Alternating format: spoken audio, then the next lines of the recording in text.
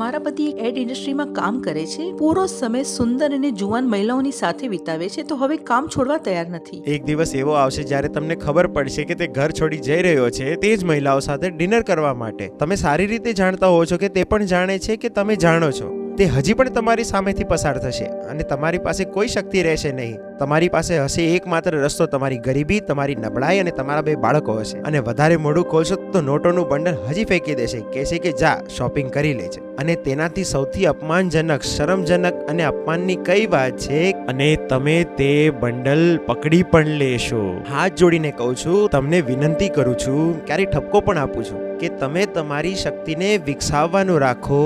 જ્ઞાન, ગુણો, અનુભવ અને કુશળતા, વિવેક, સમજદારી એ તમારી વાસ્તવિક શક્તિ છે. તે સ્વરૂપનો સોદો લાંબો સમય ચાલતો નથી. શરીરને મજબૂત કરો, તમારી બુદ્ધિને તીક્ષ્ણ બનાવો અને મનને આધ્યાત્મિકતા આપો.